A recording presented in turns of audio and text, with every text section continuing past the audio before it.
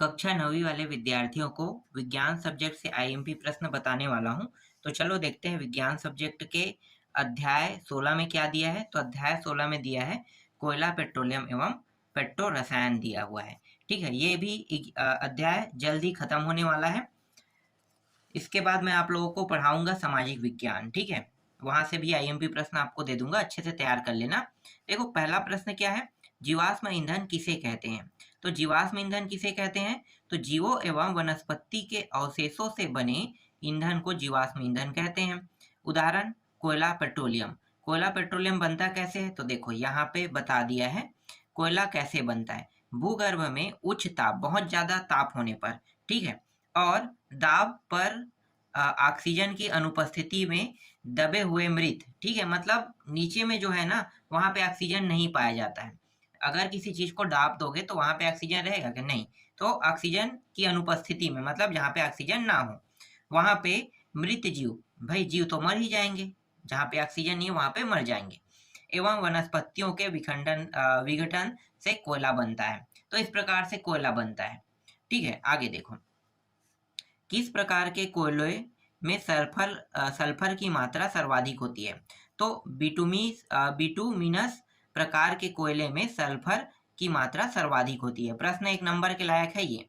अगर 1 नंबर के हिसाब से पूछा जाए तो आपको क्या बताना है, सल्फर किस कोयले में पाया जाता है। तो एक शब्द में आप उत्तर दे सकते हो, बिटुमिनस।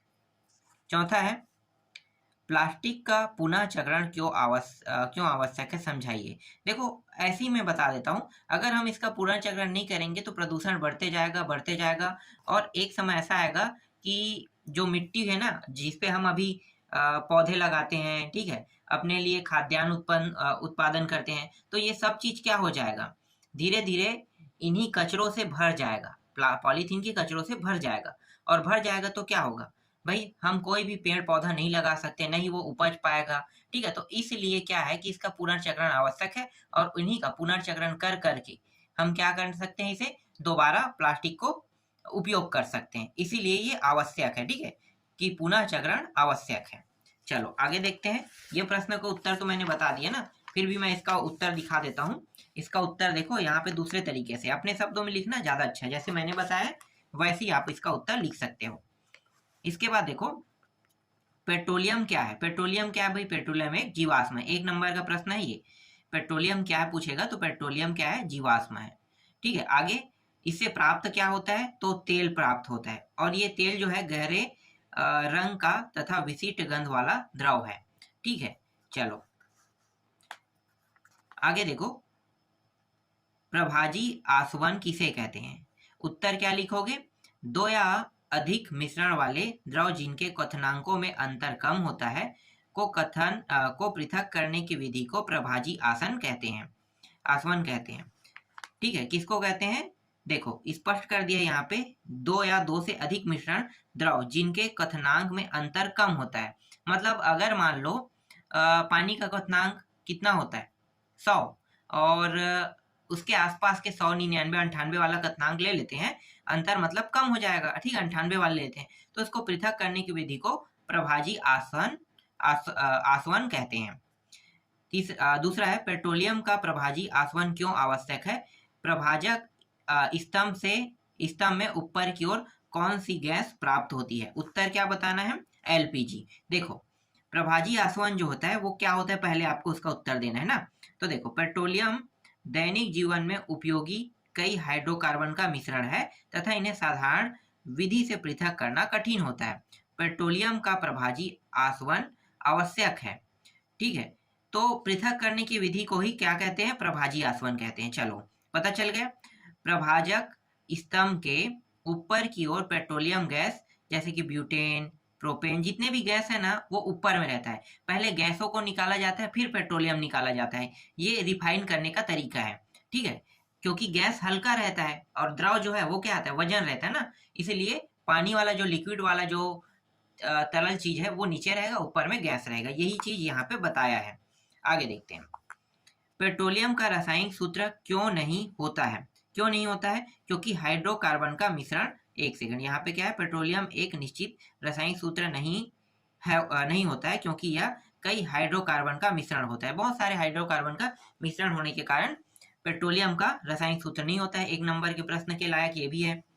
ठीक है, प्लास्टिक का पुनः चक्रण किसे कहते हैं? देखो फिर से पुनः चक्रण कह रहा है। ठीक है, इसे दोबारा उपयोग में लाना पुनः चक्रण कहलाता है। चलो आगे देखो, इसके बाद दहन किसे कहते हैं समझाइए। ऑक्सीजन की उपस्थिति में वस्तु का जलना दहन कहलाता है।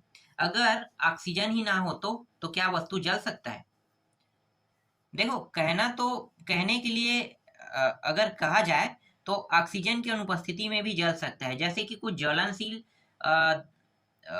तत्व है, जैसे कि हाइड्रोजन है, हीलियम है, ये भी है। सूर्य का जो ताप है ना, ये हाइड्रोजन और हीलियम के कारण है कहते हैं।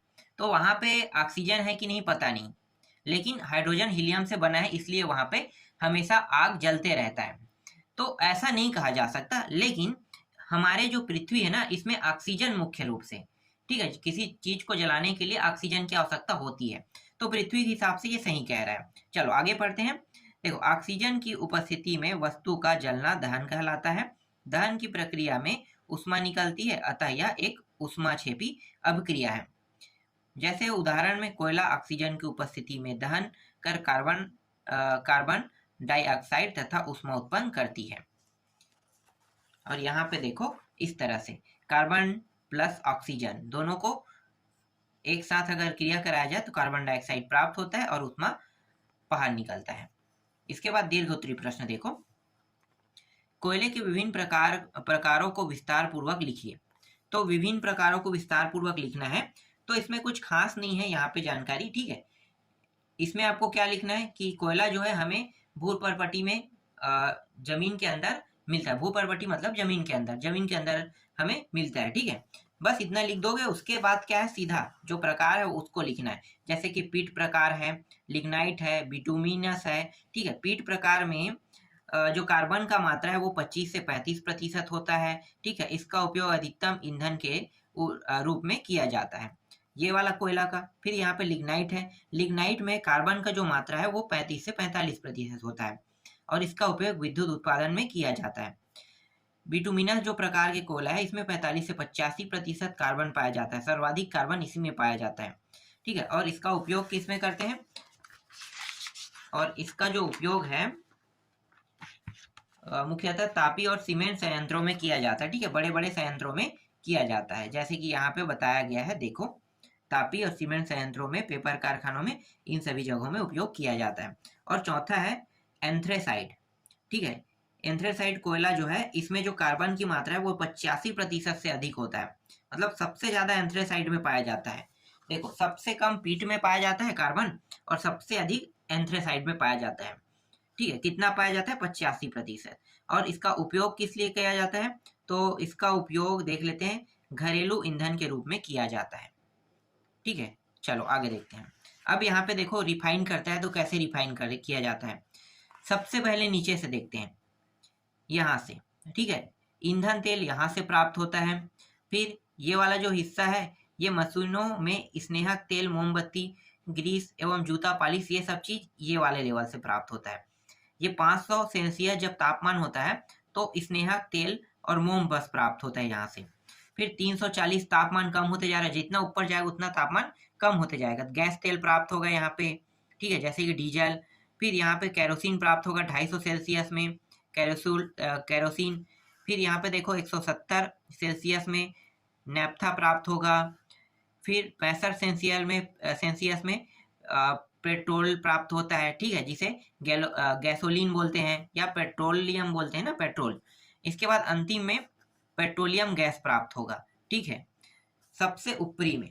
और यहाँ से कच्चा माल को डाला जाता है, और जब कच्चा माल डाला जाता है तो यहाँ का तापमान कितना होता है, 600 सेल्सियस होता है। तो रिफाइन करने पे क्या क्या प्राप्त होता है, कैसे प्राप्त होता है, चित्र के थ्रू बताया गया है, मैंने आपको दिखा दिया। ठीक है, आगे देखते हैं। देखो, अगला प्रश्न क्या है, तीसरा प्रश्न, जीवाश्म ईंधन के अधिक उपयोग से पर्यावरण पर पड़ने वाले प्रभावों को बताइए। तो पर्यावरण पे क्या प्रभाव पड़ेगा, भाई प्रभाव तो पड़ेगा। ठीक है, तो बहुत सारे प्रभाव हैं, आप अपने शब्दों में लिख सकते हो जीवाश्म ईंधन के उपयोग से। क्योंकि इससे क्या निकलेगा, कार्बन डाइऑक्साइड निकलेगा। कार्बन डाइऑक्साइड क्या करता है, वायु को प्रदूषित करता है। ठीक है, ऐसी मैं बता रहा हूँ, वायु को प्रदूषित करता है। अब वायु को प्रदूषित करता है तो और कई चीजें हैं, जैसे कि कोयला को जलाते हैं, तो कोयला को जलाते हैं या कोयला खदानों में काम करते हैं तो उससे जो धुआं निकलता है वो पत्तों में जम जाता है, जिससे पेड़ पौधों को नुकसान होता है। तो मेन यही चीज पूछा है कि पर्यावरण को क्या नुकसान पड़ता है। पर्यावरण को नुकसान से मतलब है पेड़ पौधों को नुकसान। ठीक है, पेड़ पौधों को नुकसान होगा तो हमें भी नुकसान होगा, क्योंकि स्वच्छ जो ऑक्सीजन है वो किससे मिलता है, पेड़ पौधों से मिलता है। तो पेड़ पौधे अगर अपना भोजन नहीं बना पाएगा तो पेड़ पौधे क्या होने लगे, सूखने लगेगा। ठीक है, इसीलिए जीवाश्म ईंधन के अधिक उपयोग से पर्यावरण को कई दुष्परिणाम प्रभाव झेलने पड़ते हैं। ठीक है, स्पेशली मैंने पेड़ के बारे में बताया, इसका उत्तर यहाँ पे देख सकते हो। ठीक है, आगे दिखा देता हूँ, इसका और थोड़ा सा उत्तर है, ये रहा। ठीक है, पूरा यहाँ से यहाँ तक। इसके बाद देखो, जीवाश्म ईंधन का संरक्षण क्यों आवश्यक है। अगर हम जीवाश्म ईंधन को पूरी तरह से दोहन कर देंगे, ठीक है, अभी से खत्म कर देंगे, तो भविष्य में ना गाड़ी नहीं चला पाएंगे। ठीक है, तो भविष्य के लिए अगर हम रखना चाहते हैं तो हमें कोई ना कोई जीवाश्म ईंधन को बचा के तो रखना पड़ेगा। और जीवाश्म ईंधन अगर हम बचा के रखेंगे तभी हम फ्यूचर में उसका उपयोग कर पाएंगे। कहा जाता है कि 2050 तक जितने भी पेट्रोलियम पदार्थ है, जैसे कोयला है, बहुत सारे जो संसाधन है वो खत्म हो जाएगा कह रहे हैं। तो नए साधनों की हमें जरूरत है, संसाधनों की जरूरत है। ठीक है, नए संसाधन अगर हमारे पास रहेगा या हम उतने समय तक इसे बचा के रखेंगे तो आसानी से हम सरवाइव कर पाएंगे। ठीक है, चलो इसका उत्तर मैंने आपको दिखा दिया और ऐसे ही सामान्य शब्दों में भी आपको बता दिया है। ठीक है, इसका आधा उत्तर ये रहा। इसके बाद देखो, पेट्रोलियम के प्रभाजी आसवन से प्राप्त उत्पाद कौन कौन से हैं, उनके क्या उपयोग है बताइए। तो देखो, प्राप्त जो भी उत्पादन है, ठीक है, उनका नाम देखो। एक तो पेट्रोलियम गैस प्राप्त होता है, ये दोनों पेट्रोलियम गैस में। गैसोलीन प्राप्त होता है, मतलब पेट्रोल प्राप्त होता है। ठीक है, इसका भी है। इसके बाद मैंने पूरा बताया था ना, नेफ्था है, केरोसिन है, गैस तेल है, डीजल, स्नेहक तेल और मोम है, और ईंधन प्राप्त होता है। तो ये पूरा जो है ना, ये वही प्रश्न है जो मैंने आप लोगों को चित्र में दिखाया था। तो चित्र का यहाँ पे पूरा ब्यौरा दिया है, चित्र को याद कर लोगे तो ये याद हो जाएगा ऑटोमेटिकली। इसे याद मत करना, इसके जगह में ना चित्र वाले जो मैंने बताया था सिर्फ उन्हीं को देखना, वहां पे जितने भी टॉपिक लिखा है उन सबको याद करोगे तो ये पूरा याद हो जाएगा। इस तरह से आप लोगों का 16 अध्याय कंप्लीट हो गया। ठीक है, 2 अध्याय और बचे हैं, जल्द ही इसको भी मैं कंप्लीट करा दूंगा।